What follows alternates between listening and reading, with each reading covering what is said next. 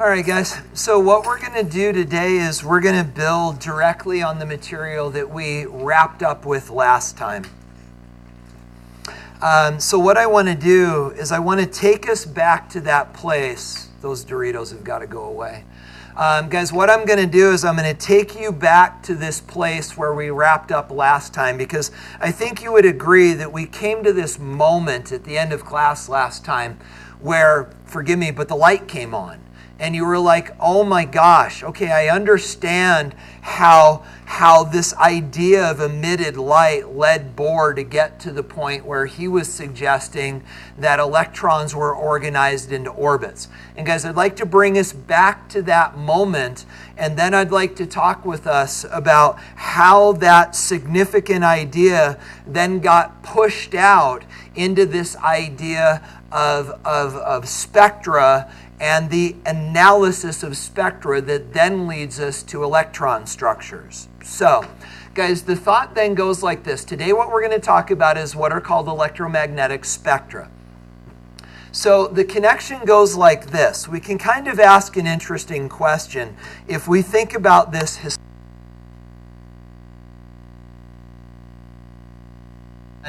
to these moments in time. So prior to the work of Bohr, our best understanding of what an atom looked like was compliments of our good friend Ernest Rutherford. Remember, Rutherford, by doing the gold foil experiment, led us away from Thomson's model. Remember, Thomson in the plum pudding model said, yeah, there's positives, and yes, there are negatives, but they're all mucked together like pudding. And then Rutherford came along as the result of the gold foil experiment and said, no, there's a nucleus in the middle of the atom, and it's not only present, it's also positive. So he took Thomson's model and collected all the positives in the middle. We didn't know about neutrons at the time. But now we've got the electrons still in pudding mode, and we've got a centralized nucleus. But then, guys, the next big step was this.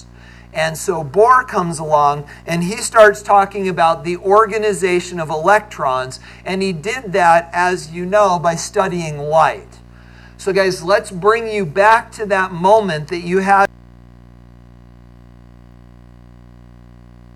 between light and electrons, and this important idea about what is called quantized energy. It's not quantitized, it's called quantized energy.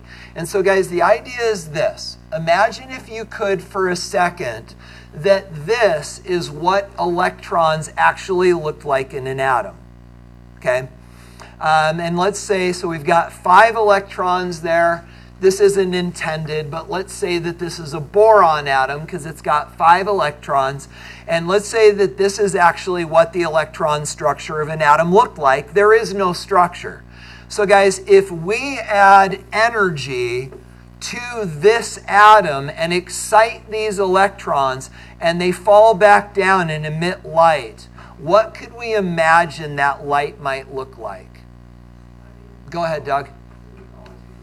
It would all, well, good. And let's dig into that a little bit. It would be white. But if we could then pass it through a prism, what would we see? All the colors of the rainbow. Guys, why is that true? What is it about this improper model of the atom that would create white light from every element? What's missing? Well, because if it was like that, yeah. Every fall, like there would be infinite amounts of falls that could happen from anywhere. Yep. Exactly. Right. So guys, if all possible locations are possible, you can excite to and return to any possible energy, and consequently, all energies would be emitted. Yeah. Yes. So the idea then, good, David, is this is like the ramp. You can be anywhere and you can fall, and actually the problem with the ramp is you should be able to fall to any point on the ramp. So if you can be anywhere and fall to anywhere, all elements should exist, should emit the complete colors of the rainbow, the entire spectrum. And guys, that is not what Bohr experienced, right? Are we okay with that idea? So then we come down and we talk about Bohr, and we talk about the energy, the work that Bohr did and what he discovered. And now let's say this is a lithium atom. Well, no. Let's add 2 more electrons, and now let's call this boron 2. So guys, what he then found out is that when you excite these electrons and allow them to re-radiate their light, you're not seeing all the colors of the rainbow. You're seeing light that is emitted and light that is not being emitted, and we call those emission spectra. And what then was Bohr's logical conclusion from that? What sense did he make of it? Say it again. There's steps. There are places that electrons can be, and there are places that electrons can't be. Consequently, they're organized, and his hypothesis was they were organized into orbits because he based it on the solar system and the planetary model, because he was still thinking classical Newtonian physics. And from the video we watched last time during second period, you know that in fact there was a stretch to that and it became clouds, but we'll get there later. So guys, are you understanding this connection between what we did experience and what we don't experience, and how that led Bohr to this idea of organization? Okay, so guys, what we're going to do today then is we're going to expand upon this idea.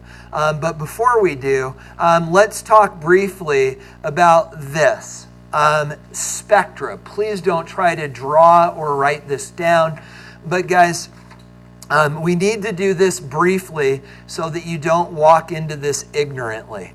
So guys, when we talk about spectra, there are actually 3 different types of spectra. There's one that's really important to us as chemists, and then the other 2 are not as important. So guys, they go like this. I'm going to switch to blue because I think it'll show up. So guys, this is the important one to us. These are what are called emission spectra. And I don't like the idea that they call this hot gas.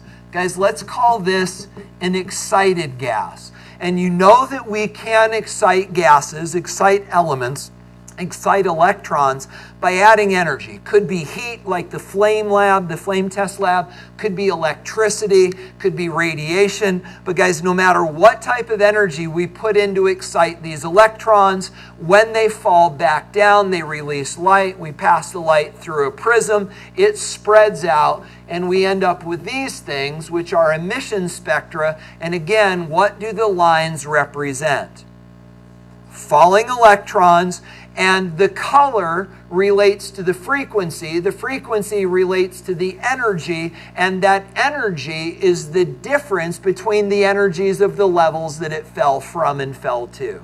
You get the idea? Okay. Now guys, let's talk about these just 'cause. This is what is called a continuous spectrum. This is white light. This is all of the colors of the rainbow mushed together. You pass it through. This is the light that comes from the sun, which is then reprocessed in our atmosphere, and you get all the colors of the rainbow. So this is a continuous spectrum. Now guys, this you do not need to worry about, but I'll explain it to you because some of you are headed in a science direction in college, and it's actually interesting to understand this. Guys, there's another type of spectrum that communicates information. It's actually what's called an absorption spectra. So let me help you understand this. So guys, the idea is this. So this gas, I'm going to switch colors. So this gas and this gas are the same gas. Here this gas is being excited, and it is radiating energy that we spread out into a spectrum. Now guys, we can actually turn the tables on this, and we can create what's called an absorption spectra. So this cold gas is a gas that is in its ground state. The electrons are not excited. And then guys, what we can do is we can take white light and we can pass that white light through the gas.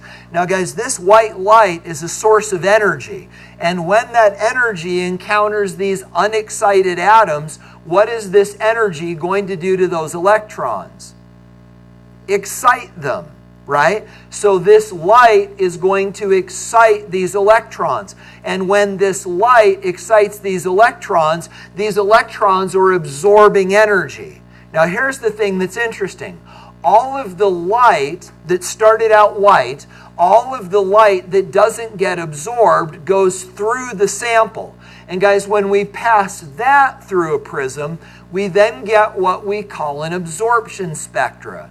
Guys, assuming that these two gases are the same, compare the emission spectra to the absorption spectra. What do you notice? They're inverses of each other.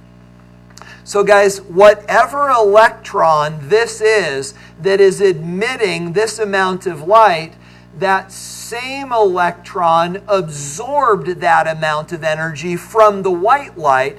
So here we see the absorption of that energy. Here we see the emission of that energy. And so an absorption spectra and an emission spectra are inverses of each other. Now guys, this gets nasty if you ever decide to become an astrophysicist.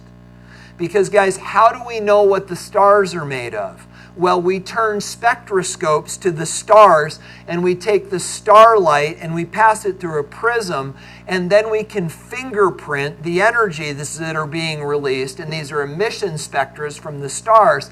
So the star is emitting energy. We can take that energy, spread it out through a prism, and figure out what elements those stars are made of by their fingerprints. But guys, here's the problem.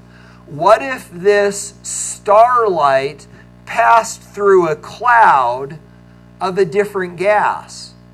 Well, then some of the lines in the emission spectra from the star would be absorbed by a cloud of gas between us and that star. And sometimes clouds of gas suck out bands in the emission spectra, because what we're actually seeing is part of the absorption spectra of a cloud of gas that is between us and the star.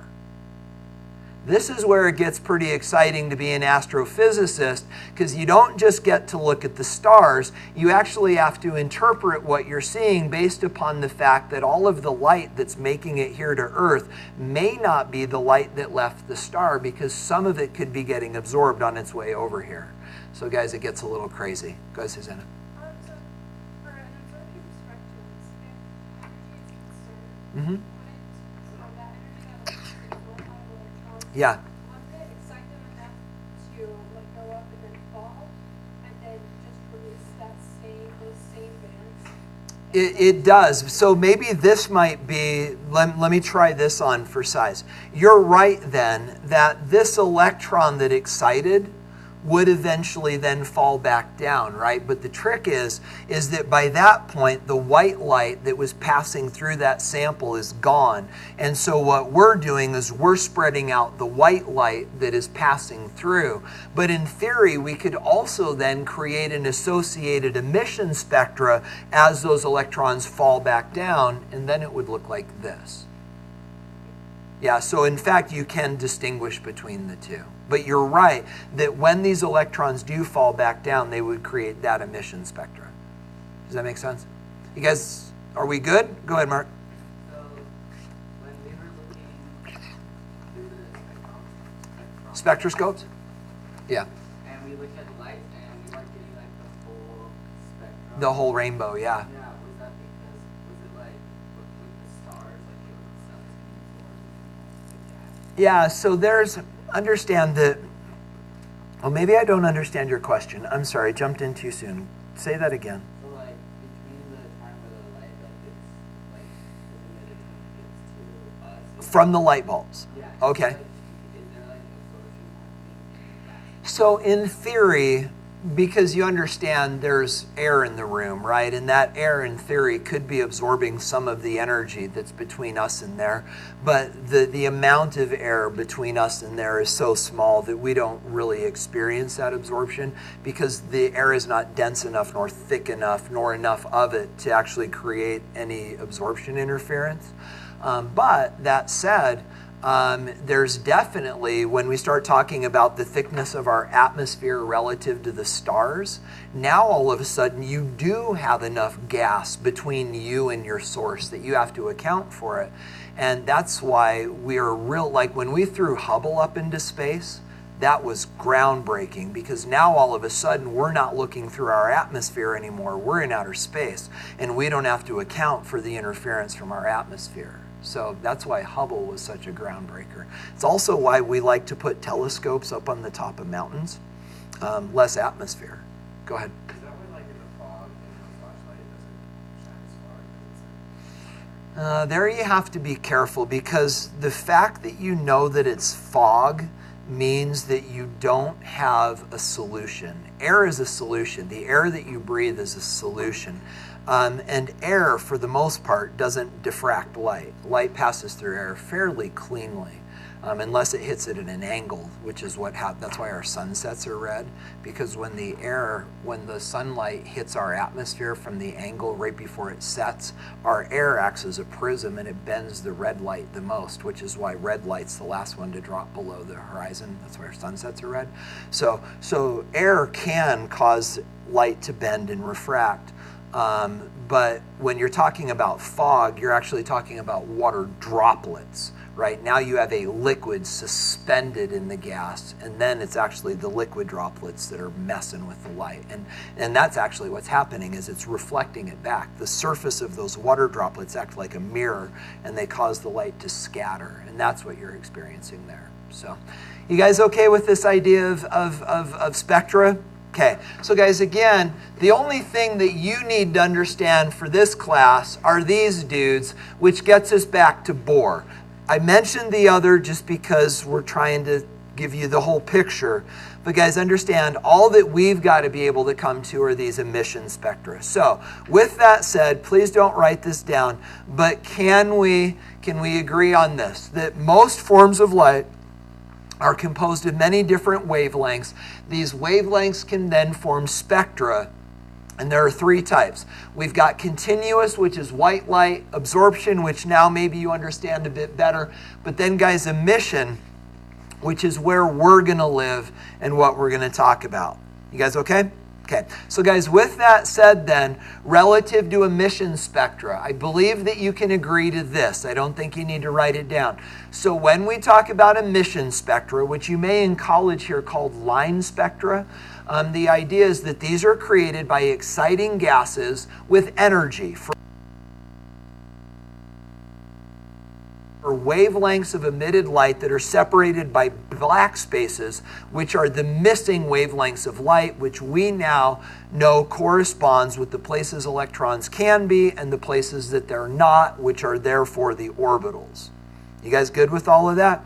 Okay, so guys, what we're going to do then is we're actually going to start connecting the lines in an emission spectra with the structure for these atoms. So guys, we're going to bring these two ideas together. So I think you can agree with this as well, but let's be sure, and then we're going to start drawing pictures. And Tony, this is why I was telling you don't worry about the notes. Most of what we're doing, we're just agreeing with.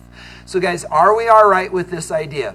That the bands in an emission spectra correspond with the energies being released as electrons transition from excited states to ground states. You guys good on that? Okay. So these then, and this is Bohr's work, these then relate to electron structure. But guys, in order to do that, we need to quantify the energy of the energy levels. So imagine this. Imagine that we've got an electron in an excited state, and then that electron falls to the ground state and it releases the energy in the form of light.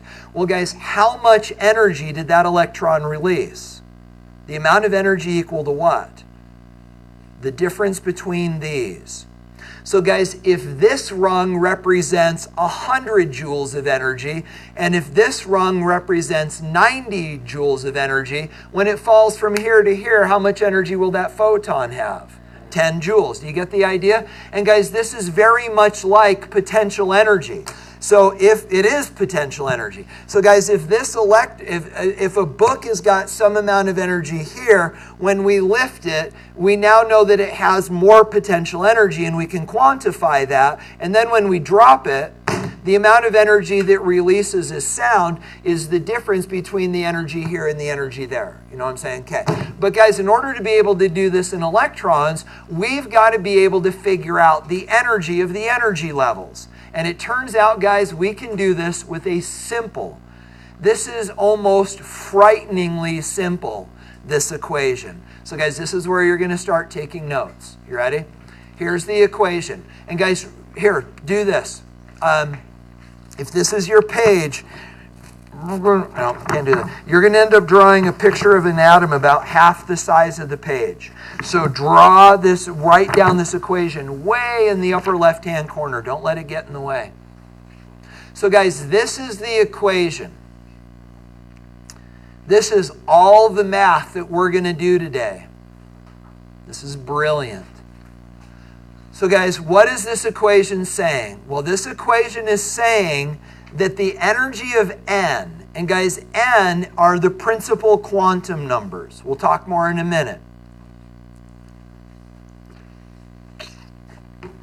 But the energy of n is equal to negative r sub h divided by n squared. Y'all got it written down? So let's talk about it. Guys, what does the principal quantum number describe? The rungs on the ladder, right? It's the size of the energy levels. This is going to probably fall apart. But guys, we understand that it's not as simple as just orbits, right? But guys, when we say 1s, 2s, 2... Did one of you make this? I don't know who made it. 1s, 2s, 2p, 3s, 3p. The 1 and the 2 and the 3 and the 4 in 1s, 2s, 2p. Those are the principal quantum numbers. Now understand, Bohr thought that these were just orbits. Later we found out that they were more wave-like. But guys, the idea still holds that these spaces have sizes. And that's what the principal quantum number tells us, is the size of the orbit in Bohr's model or the cloud in the quantum mechanical model. But guys, this tells us the size of the space. And so for our purposes right now, we're going to just go Bohr model, and we're going to say first orbit, second orbit, third orbit. And guys, what does this go up to? How far do these numbers go up? 7. That's these numbers, right? 1, 2, 3, 4, 5, 6, 7. So guys, for all the elements in our known universe, this number only needs to go up to 7. So this then is functionally what this means. The energy of, I'm doing this in white. So the energy of an energy level is given by this number, which we'll talk about in a minute, divided by the energy level number squared. So that's going to be 1 squared, 2 squared, 3 squared, and so on. So guys, in order to solve this, all we need to know is the value of R sub h. We'll write this down in a minute, but guys, R sub h is what is called the Rydberg Constant. Now, guys, because this results in energies, what are the units for the Rydberg Constant going to be? Joules. And guys, the value for the number is actually 100. So guys, the Rydberg Constant is 100 joules. On your page, draw an atom.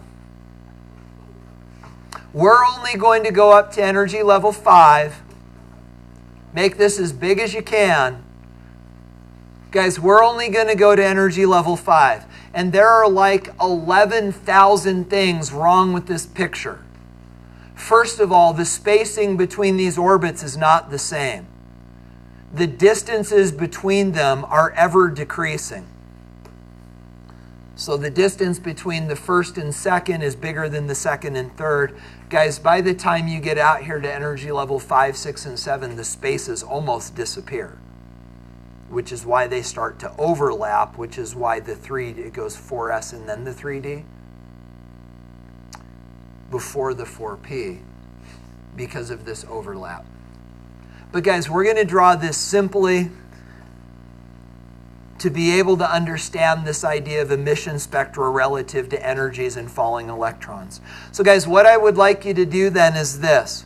We are now going to calculate, given this equation, we are now going, you know what, maybe we should do this before we get into this too deeply. Guys, grab your AP equation sheets.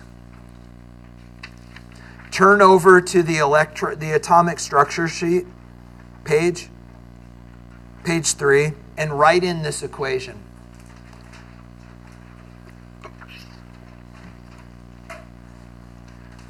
When you lose your AP equation sheet and you have to get a new one, and then you're panicked because this equation's not on there and you need it for the test, we'll give it to you.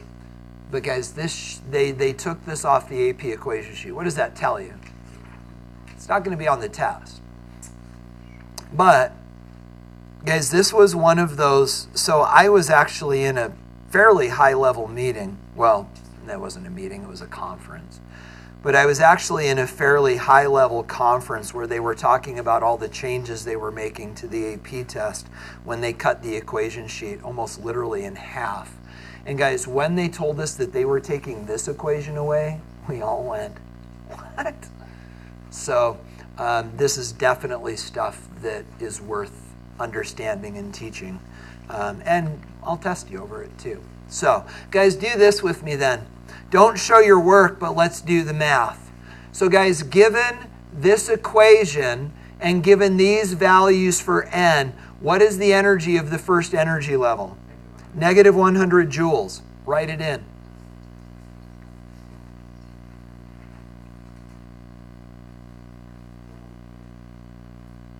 Let's talk about that. Does it really? Because I'm looking forward to you explaining it, because this is one of the hardest things I teach every year. So guys, what are all of these values going to be? They're all going to be negative. So now guys, what is the energy of energy level 2? Plug in a 2 for n. 2 squared is 4. 100 divided by 4 is negative 25. Now guys, the third energy level. We're going to use round numbers. When we plug in 3, we essentially end up with 100 divided by 9. We'll call that 11. Negative 11.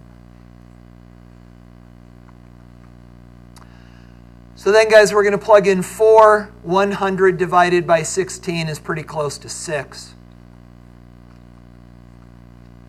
And then, guys, finally, we plug in 5, and that does give us 4. Now, guys, let's talk about this before we talk about the math that we're actually going to be doing. First of all, this. Dropping the negatives, what do you notice about the values for these numbers? The distance between them is decreasing. This jump, I shouldn't use that word yet. This difference is representative of how many joules? 75. This is representative of 14. This is representative of 5. And this is representative of 2. So guys, you can see these differences closing in on each other. You may notice that we also said that the distances between them also close in on each other, and those are proportional.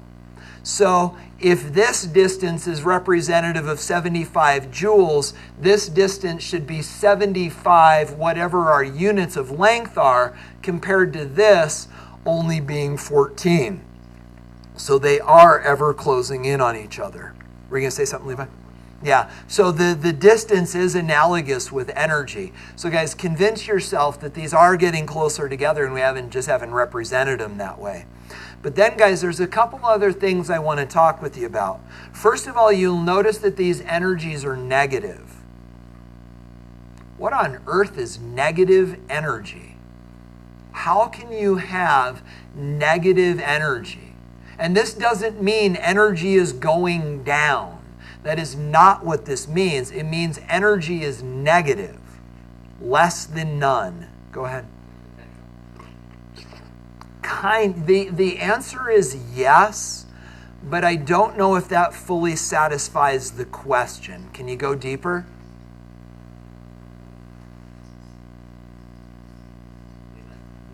Levi's going to dig us out. It's not. And that's what that's, but Levi, pause there. Because released and jumps begs a change. And this is not a change in energy, it's literally an energy. So if you've got the 1s electron in hydrogen, that electron, which is in the first energy level, has negative 100 joules of energy. Just sitting there doing its electron thing. Go ahead. It doesn't, though. It wants to stay there. You've got to add energy to make it go out. Well, but you have to add energy regardless of what the numbers are. You've got to add energy to make it move out. Go ahead, Mark.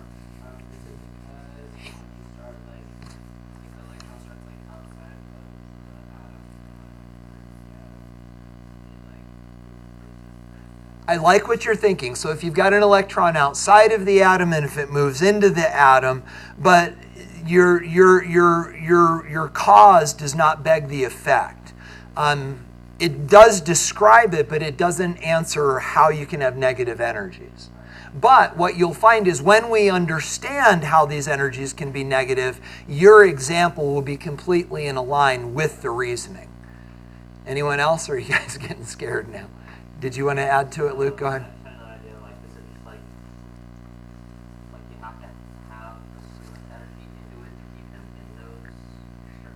But you actually don't. They will be in those states with those are the states that they're in spontaneously. You don't have to add energy to maintain them there. That's true. Now we're getting to what this will allow us to describe, but we're still not fully there. So if you're to like add 4 joules to an electron in the outside one, then you'll escape, right? No longer bound. Correct. So keep going. Yeah, you're on it. Did you guys let me repeat that back because Luke is on it. So he's looking at this electron and he's saying, what does 4 joules mean? And guys, 4 joules means one of the things that it means is to strip that electron off, you have to add 4 joules of energy to it. You're almost there. Keep going. Just a second.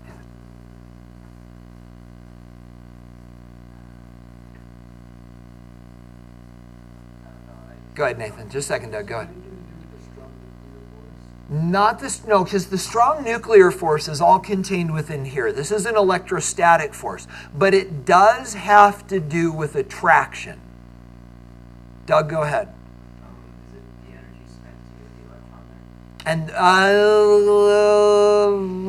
And it's better thought of the energy required to get the electron out of there. So, guys, let me take a swing at this. And I love the thoughts that you're thinking, but let's come back to the very root of our problem. What does it mean to have negative energy? Energy is not something that should be negative. You can't have less than none.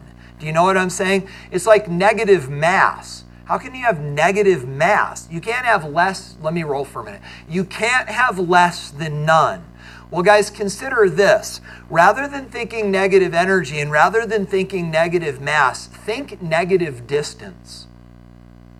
Think about a distance. Imagine how we measure distances. And we measure distances, in meters or centimeters or inches or feet or whatever. But guys, can we have negative distances if we're digging a hole? Right? Think about this. Where do we find elevation 0? Where's elevation 0? Sea level. So what if you're on a California beach at sea level and you get a shovel and you start digging in the sand? What is then the elevation of your hole? Negative distance. You're going, wait a second, how can it be negative? We know you can stick a meter stick in there and measure the depth of your hole, right? What does the negative mean? It's below your point of reference, your 0 point. And that was the only thing Luke was missing in his explanation.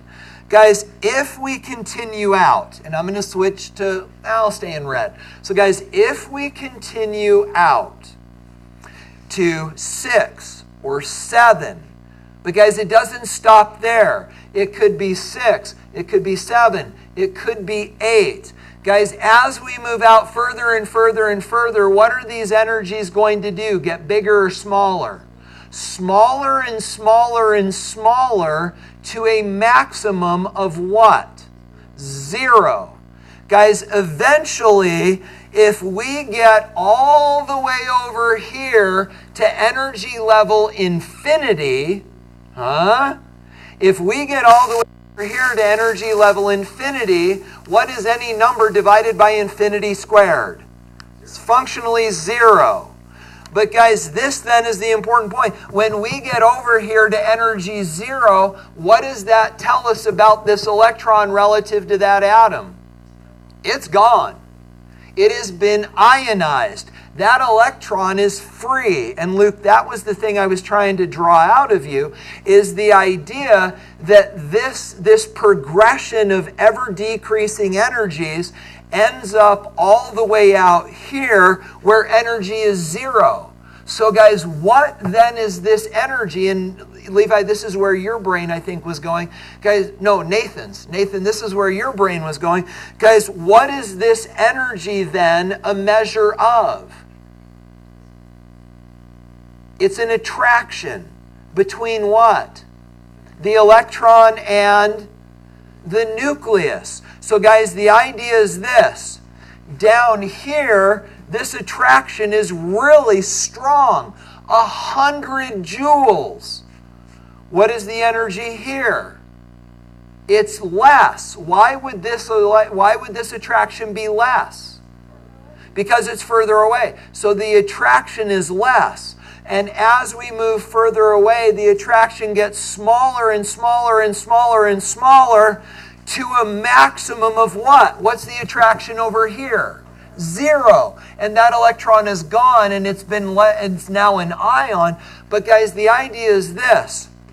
As we get further away from the nucleus, the attraction decreases, and we make these numbers negative because they're relative to the nucleus, and the further we get away, the weaker that attraction becomes, to finally an attraction of 0, which is the maximum this can be, in the same way that we're digging a pit.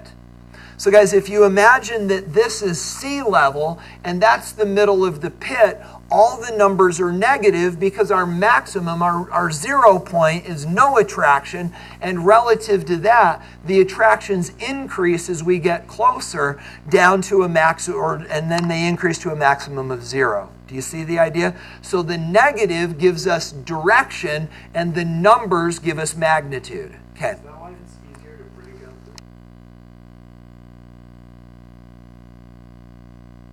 Not knowing it, that's what PES does. We've been flirting with this idea. Literally what you do is you take an atom and you blast it with X-rays and you watch it fly apart. And the electrons that are on the outside come off easier because they're further away from the nucleus.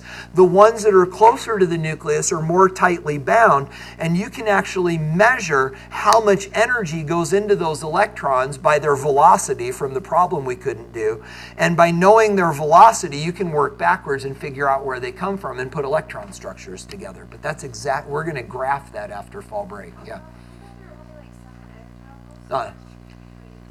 So remember what we said, that we can take hydrogen that only has 1 electron and we can excite it into all these energy levels that it doesn't need. All of the atoms do that. There are actually, theoretically, an infinite number of energy levels. We only need 7 of them to house the electrons we need for the elements that we see. But understand, in theory, there are energy levels on to infinity. Exactly. You got it. So guys, you okay with this idea of negative energy? I told you that's one of the hardest things that I have to teach, is how can energy be negative? And are you settled with the idea that the negative is just a reference because our 0 point is no attraction and it lies out there? Is that okay? Okay, so now guys, do this with me. Given these energies, let's say we've got an electron in energy level 1, and let's kick that electron up to energy level 5. In taking that electron from 1 to 5, did we add or remove energy? We added energy. It could be electricity, could be heat, whatever. We've added energy. So guys, the energy for this electron has gone up. But how does the math work out? It's negative 100 joules here. It's negative 4 joules here.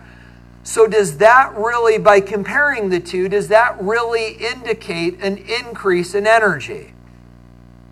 How does the math work? You doing paper? Yeah.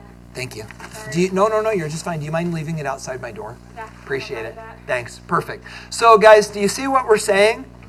We understand that in going from here to here, the energy's gone up. But what has happened to these energies relative to the numbers we're looking at? Well, guys, they went from negative 100 up to negative 4. Can you see that like on a number line? If this is 0, negative 100 is here, negative 4 is up here. So the energy has gone up, but it's gone up by becoming less negative. You see that idea? It's a little weird, but make sure you're clear. So in fact, the energy has gone up, but the energy has gone up by becoming less negative. Is that okay? So then the question is, how much energy does it take to get it to go from energy level 1 up to energy level 5? 96 joules. So guys, we would have to kick 96 joules of energy into that electron. If we add 96 joules of energy, it'll go from energy level 1 up to energy level number 5, and it'll kick out, but does it want to stay in that excited state? What does it want to do? Fall back down. And when it falls back down, what's it going to do? Release light. And guys, how much energy will that photon have? 96 joules. You getting the idea? So guys, what we can do then is this, and this is where this gets interesting, because we don't directly measure the energy. Here's the way the logic goes. What we do, and then you understand this would create a band in an emission spectra. So what we do is this. We gather this light and we measure the wavelength of the light.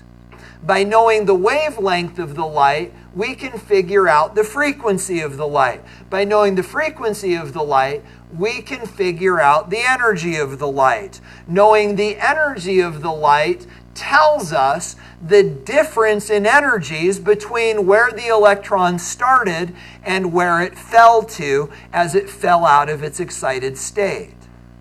And guys, this is what Bohr did.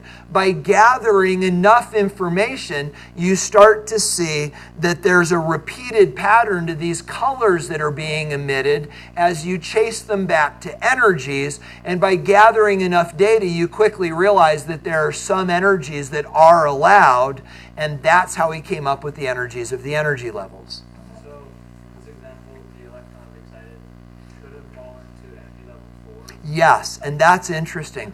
It does not necessarily have to fall back to the energy level from which it came. If it did, hydrogen would actually only emit one color, right? And it emits more because when you excite that electron, it can excite to and fall to multiple locations. Yeah. Go ahead, Brian. So this can tell us like the distance. Can this tell us like the distance between the different orbitals? Not directly. So understand that distance is analogous with energy, but it's not directly, it is directly related to energy, but the relationships are more complicated. In hydrogen, the relationships are pretty smooth because, remember that word shielding? The inner electrons interfering. In hydrogen, there's no shielding. So in hydrogen, distance is directly proportional to energy. But in multi-electron atoms, distance is not necessarily simply directly proportional because these electrons that are in, they're called core electrons. So like if this was a lithium atom, you'd have if this were a lithium atom, you'd have 2 electrons in the 1s and then 1 in the 2s. But this electron would be a little further away because of the shielding from the 1s electrons, and that's where this starts to fall apart. Then does it like, do those energies, do they like change on like as you get bigger because like the distance is changing based on like, because there's more. Yeah, so is your question fundamentally why did these distances close down on each other? No, like, Ask your question again. so like as we get to like the bigger elements, the distances between like all of the, because like the atomic radius is Yeah. getting smaller. Does that affect how much energy? Absolutely, yeah. And so I'm going to couch that thought for a minute. What you're talking about is actually what's called the effective nuclear charge, Z.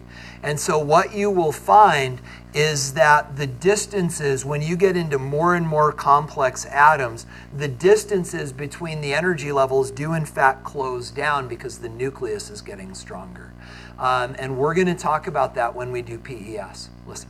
Because you said last year that the S and P are the ones that like lose electrons first, right? The highest S&P, those are the valence, yes, correct. And so would those like have the least amount of energy? Exactly, right. And so they're the easiest to pull off. So the valence electrons, by definition, are the ones that are on the outside, right? And if they're on the outside, they're the lowest energy and therefore the easiest to be removed. Yeah, yep, that's a great connection. Go ahead, Jessica.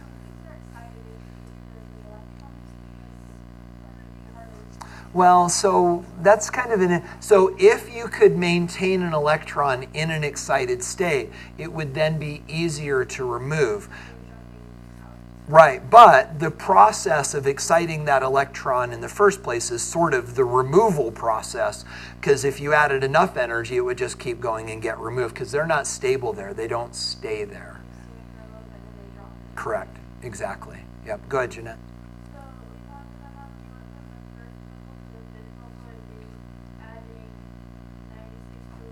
Yeah. That's a great question. Let me couch your question maybe in a little different way. So guys, I believe that we established that this is 96 joules, right?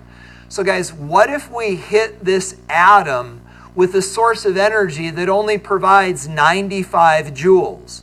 Not quite enough to get it here. So guys, if we could provide this electron with 95 joules, what would happen to the electron? Nothing. Guys, that's the whole idea with quantized energy. Either this electron will absorb 75 or 89 or 94 or 96 joules, or it will absorb nothing. The electron cannot promote to an orbit that is not allowed. So if you don't add enough energy to get it to one of these rungs, it will do nothing. Now what about this? What if this is the boundary? And beyond this, guys, this is not trivial. Hear this. So guys, say that this is 96 joules of energy, and say that beyond that boundary, the attraction between the nucleus and the electron is weak enough that that electron is just going to keep going and never come back. Okay? So if that's 96 joules, this was your question, what happens if we add 100 joules? And here's the answer. This thing will promote to here and absorb those 96 joules of energy, and then the additional 4 joules of energy that we have added will go to accelerate the electron out into space. Maybe delay is being checked out. Thank you. Did you catch that? So that's the answer, is that if we can add enough energy to get that electron to the boundary after which it's dissociated, that additional energy goes to accelerate the electron. And that's actually really how PES works, is you add so much energy to an electron that it promotes and then just keeps going. And by measuring the velocity of the electron, you can figure out how much energy it took with it. And by knowing how much energy you put in, you know it went in, you know it went out. And the difference between the two is the energy of the energy level that it excited to. Yeah, it's kind of crazy. We'll talk more later. Go ahead, Josh. So you just said that like it would have a boundary. Just keep going, yeah. You just said like prior to that there is no like boundary. But Well, it progressively gets like yeah. the orbitals. Right, but understand, and this isn't a fixed point, but there is a point after, and it's not the same for all atoms, but there is a point, a radius, if you will, after which functionally that electron is not coming back. It's gone and it's not coming. It's an ion. It's just off on its own. And so when we do this thing called PES, which is where this is headed, we don't flirt with the boundary. It's not like 96 joules is going to get it away. Let's add 96.1. It's not like it's like 96 joules is going to get it away. Let's add 1,000. Right? So we so overwhelm these electrons that we like super excite them to the point where they're gone, but we can still measure how much energy it took with it and how much energy was left behind in dissociating the electron, so the math still works. I think my question is, how can you determine how many fields the electron has when it leaves, because there's like infinitely many number of Let's do this. Hold on to that question until we talk about PES. And the only reason I'm running down, and forgive me, Jeanette, but Jeanette's question right now is kind of a distraction. But the reason that I wanted to run it down is because it's going to become really important when we talk about PES. But we're not going to do all of PES, and your question will be answered then. You'll see. Go ahead. Mm-hmm. It could. Yeah, absolutely. Yeah. No question. Yeah. So when they excitedly leave that shell, Mm-hmm. is there something automatically replace it, or? It could. Yeah, you could have an electron here that promotes, and this electron would fall, but then this electron would also fall probably to where that one came from. So they're kind of just replacing each other, like just. Could be. Because I was wondering, because it's like, if you don't have the fills and you don't have like the right structure. Correct. And so when we draw electron structures, they're always in their ground states, right? Although in organic chemistry in college, that sort of changes. You talk about what are called HOMO and LUMO, the highest occupied molecular orbital and the lowest unoccupied molecular orbital, and you talk about exactly that stuff as they sneak under each other and fill things in. No, it's actually really hard and it's horrible. Yeah, but no, your thinking is right. Go ahead. So did you say that like when they fall back from being excited, they don't always like come to the next one? Correct. They don't have to. So if it like doesn't, like how would you measure it? You can still measure the photon of light that's released, and you can still figure out the energy of the transition regardless of where it falls to. Is that okay? Because we're going to do a couple more questions, and then we're gonna move on. Yeah. When you talk about like the 100 joules, that just seems like so randomly perfect. Hold that thought. Good. Okay, Doug, hold on. We're going to... So, guys, do you understand the logic behind all of this? So, guys, the Rydberg constant is not 100 joules. The value for the Rydberg constant is actually 2.18 times 10 to the negative 18th joules. But if I had showed you that number, this entire conversation would have been lost on you because you would have choked on that and we would have never been able to do the math. So, guys, this is actually the value for the Rydberg constant. It is not 100. It's interesting to me that none of you picked up, well, some of you may have, but guys, when we were doing this math, we said a photon with 96 joules of energy. That's like an atom bomb traveling through space. Guys, think about the energies that you came up with in the calculations that you did for the homework today. They were on the order of 10 to the negative 18th joules. And we were talking about 96 joule light. Guys, that's like terror flying through the sky. So I'm glad that Luke picked up on that. So guys, the deal is this. The Rydberg constant is actually 2.18 times 10 to the negative 18th joules. And I pray that you understand that this is not a negative number. It's a really small number with a negative exponent, but it is not a negative number. But guys, let's talk about this then. And if you need to write this down, you can. But we agreed on this, that when we solve this equation for values of n, it produces all negative numbers. To a maximum of what?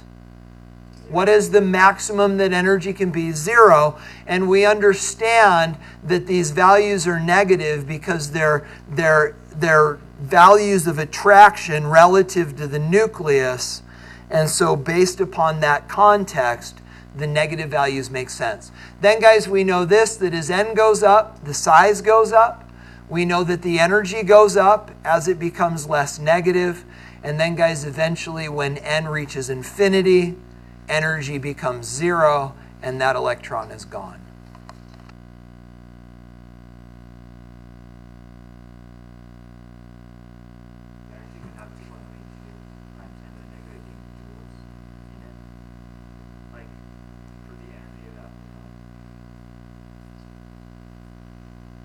Yeah, yeah, right. Because if you're taking that number and dividing it by 1 squared, that would be 1, and relative to 0, yeah, that's fascinating. But yeah, I think you're absolutely right.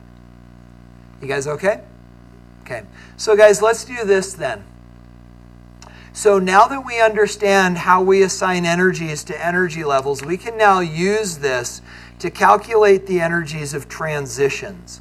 So we're going to solve this. Calculate the wavelength of energy that corresponds to an electron in a hydrogen atom. And guys, you're going to see in homework, this is all about hydrogen. Because guys, the Rydberg equation only works for hydrogen. It does not work for multi-electron systems. It's close, but not quite because of the increased complexity. So the question is this. Calculate the wavelength of light that corresponds to the transition of an electron moving from the 4th to the 2nd energy level in hydrogen. So guys, how do we do that? Well, it goes like this. The change in energy, which is the energy of the photon, will be equal to the energy differences between the energy levels. So guys, how do we measure changes? Final minus initial, right? So this is going to be energy final minus energy initial. Guys, word to the wise. Watch your signs. You've got to move slow. You've got to watch your signs. So it goes like this. Do you understand what we're saying? We're saying if this is the nucleus, and here's our 4 energy levels, the electron starts in 4, the electron falls down to 2. The change in energy is where it finally ended up minus where it started. You okay? Does that make sense? Okay, so now let's do this. Guys, what energy level did we finally end up in? 2. So this is the energy of energy level 2 minus the initial energy level, which was energy level 4.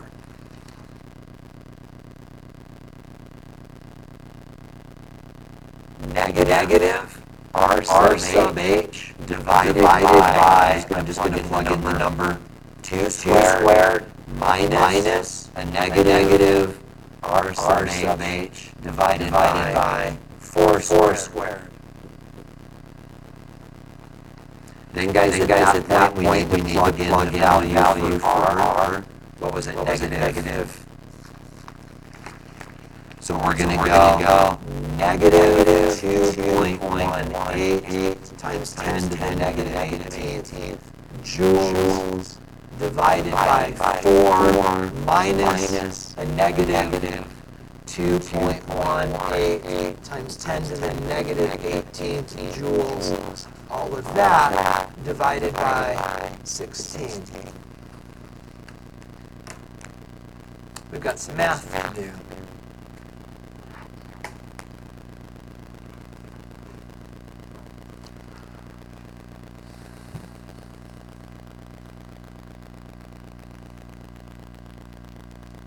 So guys, I'm going to give us some intermediate numbers.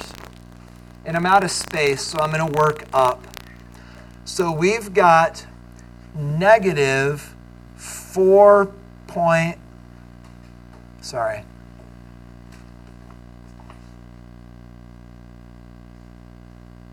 I'm just going to switch to another screen. So I've got negative 5.45 times 10 to the negative 19th joules That is the energy of energy level 2 minus a negative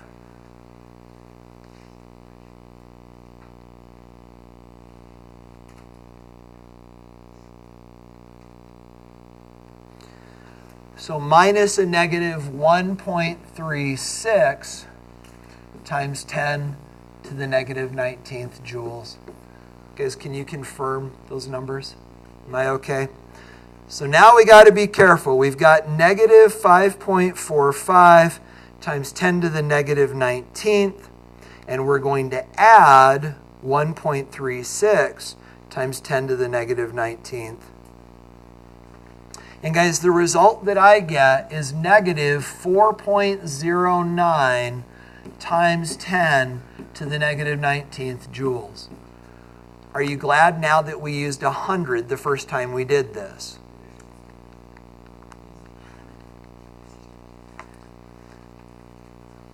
So guys, what do you think? You good? Okay, because we're not done. Because what did the question ask us? The question didn't say, what's the energy? The question said, calculate the wavelength. And we're not there. This is energy. So now what do we do? So E is equal to h nu. So E is negative 4.09 times 10 to the negative 19th joules. H is Planck's constant, which I never remember. 6.626 times 10 to the negative 34th joule seconds times x.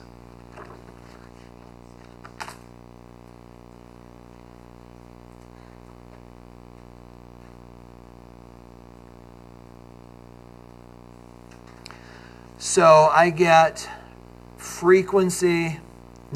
wavelength, frequency to be 6.17 times 10 to the 14th hertz, which I prefer to make inverse seconds. You guys okay? Yeah.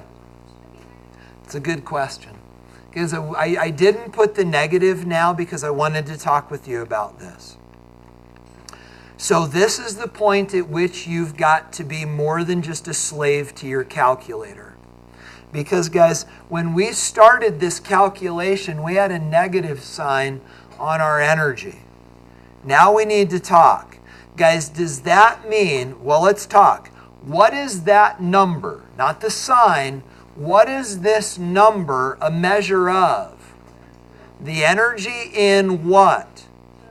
The photon of light that was released when the electron went from 4 to 2. You okay?